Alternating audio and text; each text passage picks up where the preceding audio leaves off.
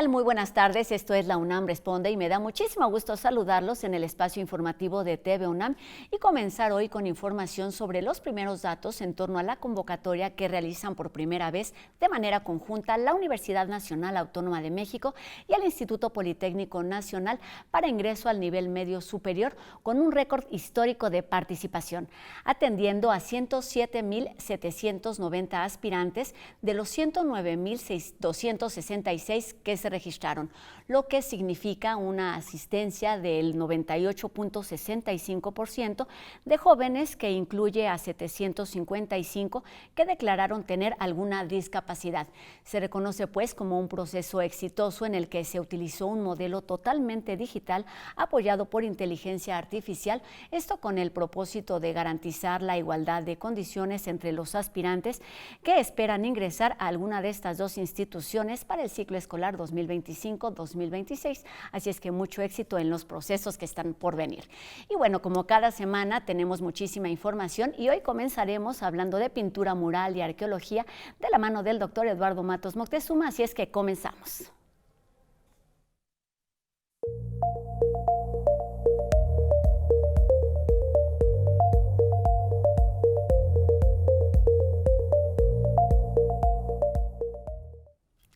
Beatriz de la Fuente demostró que el muro pintado no es solamente un adorno secundario, sino una voz poderosa de las culturas originarias, iniciando entonces en el siglo pasado pues una nueva revisión de Mesoamérica a través del arte y sus aportes a la arqueología.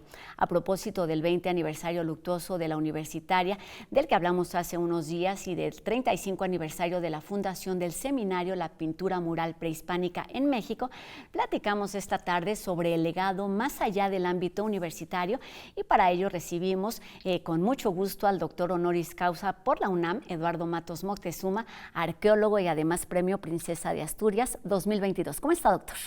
Muy bien, y con mucho gusto de estar aquí con ustedes. Pues muchas gracias, y esto tiene que ver por la admiración, la amistad, la relación que tuvo con la doctora Beatriz de la Fuente, y comencemos por ahí. ¿Cómo la ve usted desde el ámbito personal, pero desde el profesional también, doctor? Bueno, desde el ámbito personal, pues desde que yo conocí a la doctora de la Fuente, realmente se trabó una amistad que duró hasta el momento de su fallecimiento. Y dentro de otros aspectos, pues Beatriz era una mujer excepcional, realmente en muchos aspectos. Mira, no solo como investigadora, por ejemplo. Dentro de esa faceta de investigadora, como bien sabemos, pues se le deben una gran cantidad de publicaciones, de investigaciones, pero quizá la que más destaca, y ya seguramente fue comentada aquí por la doctora Uriarte, es la de la pintura mural prehispánica de México, que es una obra, fíjate, en la que ella supo conjuntar pues a una gama de especialistas de diversas ramas del saber. Allí con ella colaboraron y ella los coordinó, arqueólogos, historiadores del arte, astrónomos, en fin, biólogos.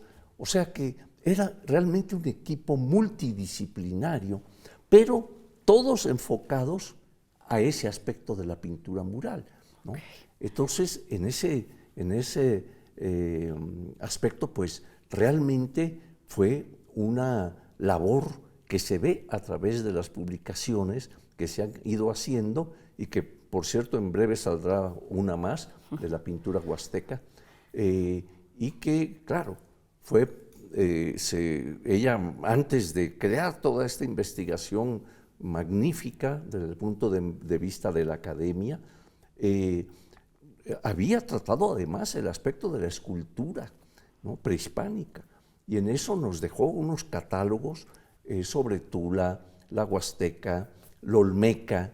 O sea, ella abarcaba, digamos, un panorama muy amplio, una gama muy amplia de conocimiento de las culturas prehispánicas, pero vistas desde esa perspectiva del arte. que eso es maravilloso. Vamos a hablar más de esto, pero mientras lo escucho pienso en algo que me parece importante abordar en este momento, que es a la distancia parece como más fácil entender y situarla en un momento de la historia, en ese lugar de los personajes importantes por el trabajo, por la investigación, hasta por la forma de ser. Pero cuéntenos un poquito, doctor, qué sucedía hace 40 años en el panorama de la investigación, de la arqueología, qué vino a aportar esta mujer al estudio de nuestras culturas, de nuestra historia.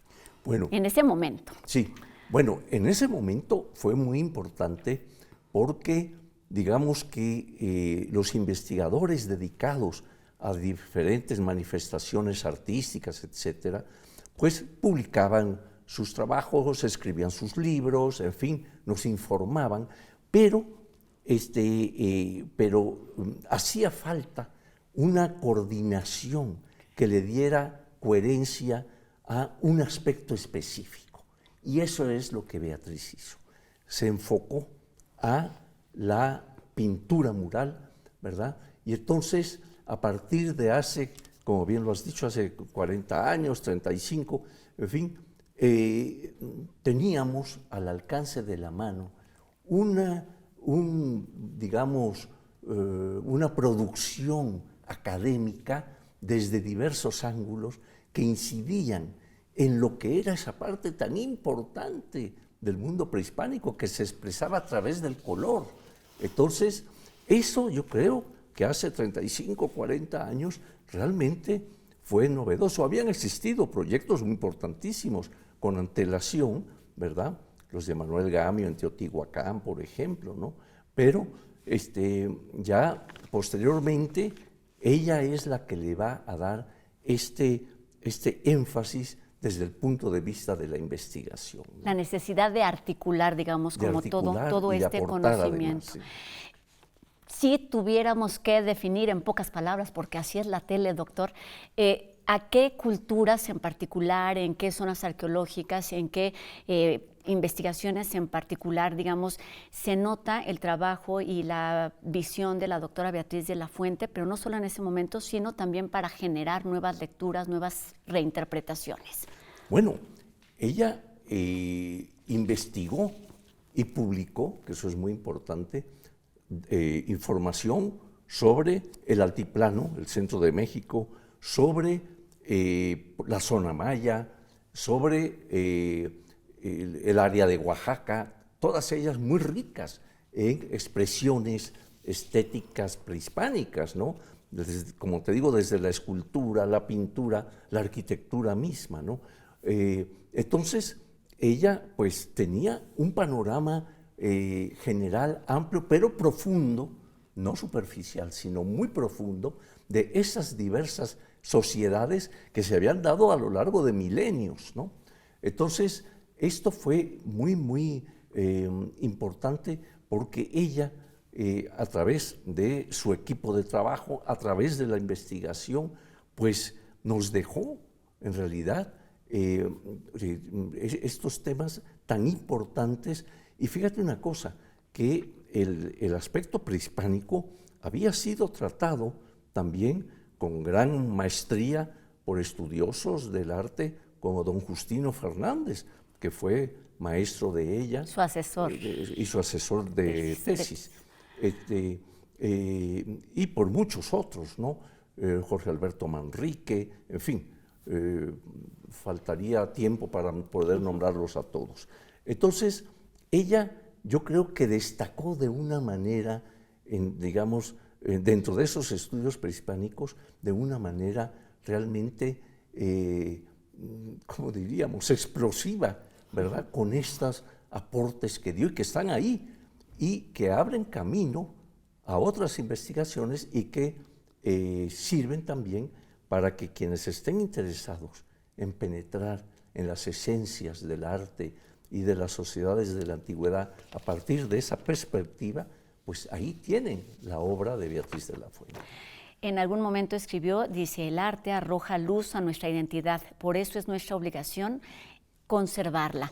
En este sentido, desde la arqueología en general, entendiendo que hay muchísimos aspectos, muchísimas líneas de investigación que nos permiten entender y estudiar esas culturas originarias, esas culturas prehispánicas, ¿qué lugar ocupa la cultura, la pintura mural, la historia del arte para revisar de manera diferente eso que ya pasó y que está ahí a nuestra vista o no? Eso ya nos lo tiene que decir también usted, doctor. Bueno, mira, profundizar en el tiempo, yo he dicho que es una virtud que se nos da a los historiadores y a los arqueólogos. Y el historiador del arte allí tiene, digamos, el privilegio, así lo considero, de poder entrar en una de las grandes acciones del hombre, humanas, ¿verdad? Que es la expresión estética, ¿no? La creación, en una palabra. Entonces, pues esa creación que queda plasmada en toda esa gama de expresiones a través de la arquitectura, de la pintura, de la escultura, de la danza, de la poesía, ¿verdad? Pues están allí y ella supo penetrar en el tiempo para traerlo al presente. Esta es una virtud que ella tenía muy, muy clara. Fíjate, cuando ella entra al Colegio Nacional, primera mujer que ingresa al colegio, el tema que ella va a presentar es precisamente el de el arte, pero el arte prehispánico en relación a la educación. O sea, eso era algo que a ella le preocupaba. Y ¿verdad? le ocupaba. Exacto, y que trascendiera de una manera amplia, y pues eso lo logró a través de conferencias, de sus libros, de sus artículos, muchísimos que ha publicado el Colegio Nacional, ¿no? 9 tomos se han publicado por el Colegio Nacional de parte de su obra, todavía faltaría muchos más, ¿no? Y aparte los tomos de la pintura mural prehispánica, ¿no? Retomando este punto al que se refiere, doctor, de este interés que tenía por la educación, y no solamente, digamos, en un ámbito, digamos, como superficial de lo que es el arte y de lo que se ve, también innovó en esta parte de aprender a ver, de aprender a enseñar. ¿Cómo entiende este aporte con el paso del tiempo, doctor? Mira, es un aporte realmente relevante, ¿no? Porque ella, digamos, miraba todo esto, pero todos podemos verlo. Claro. Pero penetrar en las esencias de esas expresiones, eso ya es otra cosa.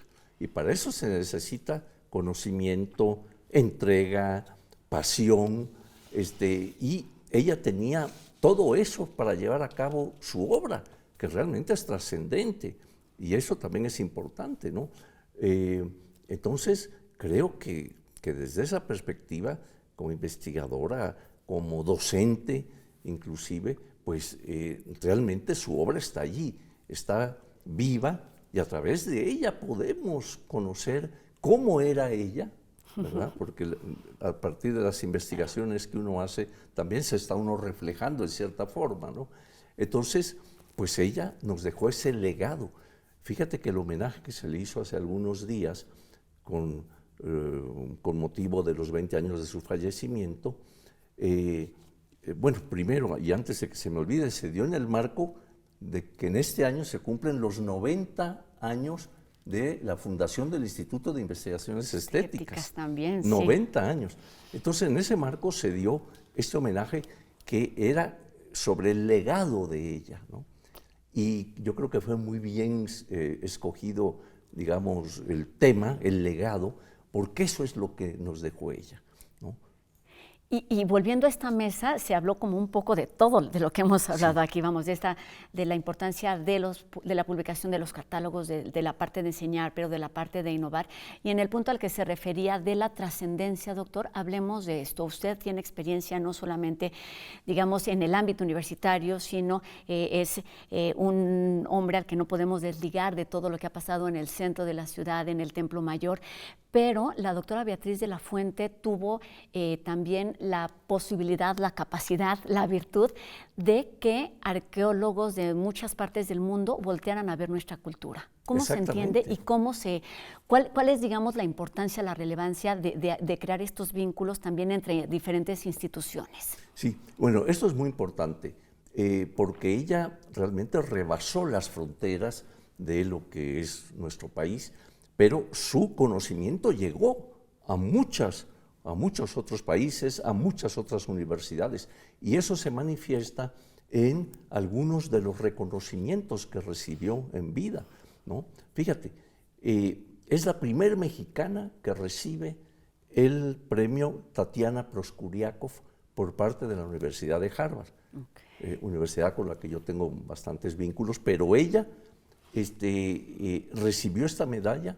Después también se le otorgó, por cierto, posteriormente a Teresa Uriarte, pero ella fue la primera mexicana en recibirlo, ¿no?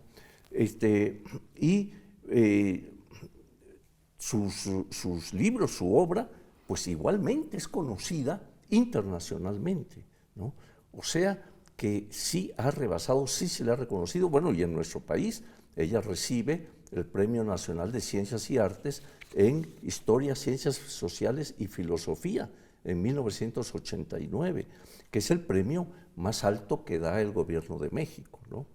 Y así podríamos mencionar, la misma universidad, como sabemos, la reconoce, la premia, pues también con emeritazgos, ¿verdad? Ella es emérita del Instituto de Estéticas, ¿verdad? Y lo dirigió. Fíjate, también ese es otro aspecto, diríamos el administrativo, académico administrativo, porque lo dirigió de 1980 a 1986, ¿no?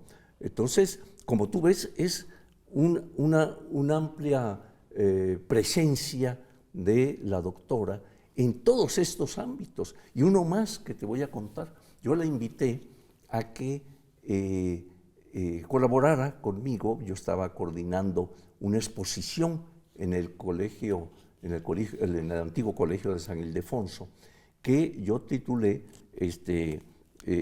En busca digamos, de los protagonistas del pasado, de los arqueólogos que habían investigado y demás, y de eso iba a ser esta exposición. Obviamente le encargué a ella la Olmeca, porque ella era especialista en eso. Una de sus pasiones, dice la doctora Uriarte. Una de sus pasiones, entre muchas más. Y recuerdo que llega conmigo y le digo, mira, Beatriz, aquí en este salón era un salón larguísimo, muy inapropiado, porque claro, es un edificio colonial, en fin, inapropiado para esto, pero era la parte que le tocaba a la Olmeca, porque con eso empezábamos. Y entonces ella se quedó viendo así y dijo, no, Eduardo, yo creo que está muy bien, podemos hacer aquí algo muy, muy bonito.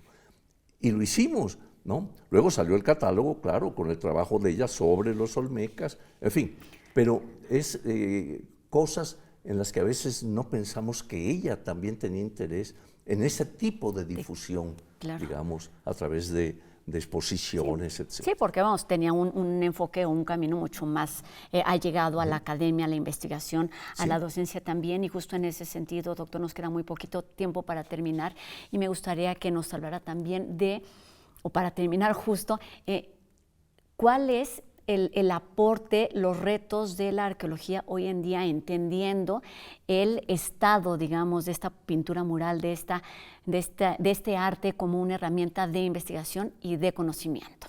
Bueno, aquí hay dos aspectos importantes. Uno es que a través de todos estos catálogos, de toda esta serie de la pintura mural, se han logrado captar y preservar a través de la fotografía, un acervo fotográfico fabuloso, se ha podido, digamos, salvaguardar cómo estaban estos elementos escultóricos, pictóricos, etcétera, porque se van deteriorando al paso del tiempo, ¿no? Pero ahí tenemos este aspecto, digamos, de documentar, ¿verdad? Y de poner a disposición de futuras generaciones cómo son o cómo eran estas manifestaciones. Y segundo, lo que has comentado, es decir, esa trascendencia de su obra en general, que realmente yo considero que es única en la historia de la estética en México.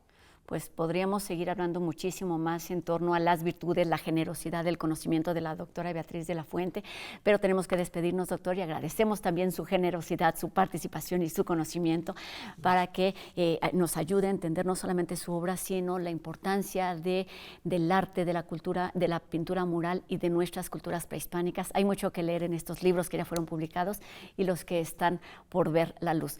Doctor Eduardo Matos Moctezuma, muchísimas gracias por estos minutos y qué bueno tenerlo por aquí de nueva cuenta.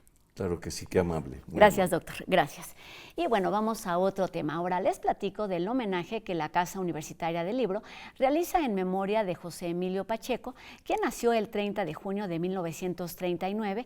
Y bueno, Cazul lo recuerda con la proyección de Mariana Mariana, una película inspirada, por supuesto, en su emblemática novela Las batallas en el desierto. Es pues una oportunidad para revivir la Ciudad de México de otra época y conversar sobre el amor, la memoria y la literatura. Al final de la función habrá diálogo con el escritor Sergio Tellespón, quien compartirá su visión de la obra y trascendencia. La cita es mañana 25 de junio a las 6 de la tarde en Orizaba, número 24, allá en la colonia Roma Norte, y por supuesto la entrada es libre. La enfermería es portada de la Gaceta UNAM de este lunes, que además de adentrarnos al universo académico, nos acerca al contexto internacional.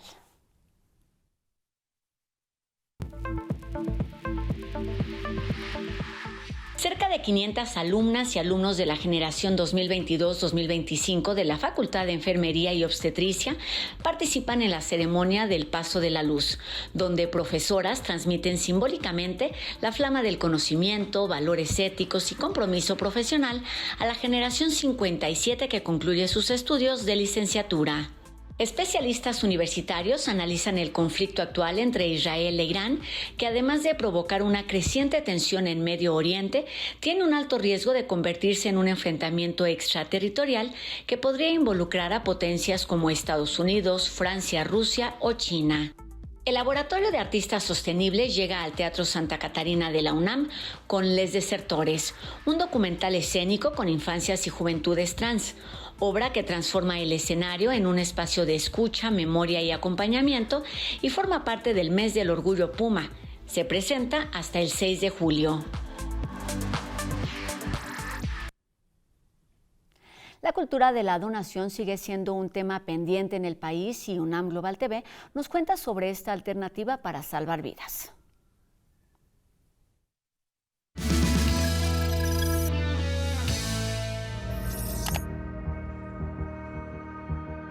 En México, solo 12 personas por cada 1,000 habitantes donó sangre en 2023 y de ellas solo una lo hizo de manera altruista.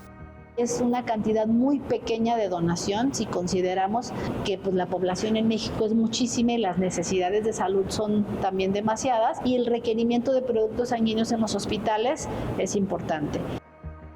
La donación altruista alcanzó su porcentaje más alto en 2020, representando el 8.5 del 1.269.000 donaciones totales que se recibieron ese año, mientras que en 2023 representó el 8.3 de más de 1.600.000 donaciones que se registraron ese año. En general no se ha modificado tanto la donación por número de habitantes en el país. Es poco comparado con países, por ejemplo, de primer mundo, en donde por cada 1,000 habitantes hay 31.5 donaciones, mientras que en los de ingresos bajos es de solo 5 por cada 1,000. Tener sangre de manera habitual nos permite hacer la diferencia entre la vida y la muerte. Podemos llegar a beneficiar hasta 2 a 3 personas. En países con menos recursos, más de la mitad de las transfusiones son para menores de 5 años, mientras que en los más ricos, 3/4 partes son para mayores de 60 años. La donación de sangre es una situación social y moral que si estuviéramos de manera rutinaria donando, tendríamos más autosuficiencia para atender a los pacientes en situaciones de emergencia. La donación altruista es clave para disminuir el rezago.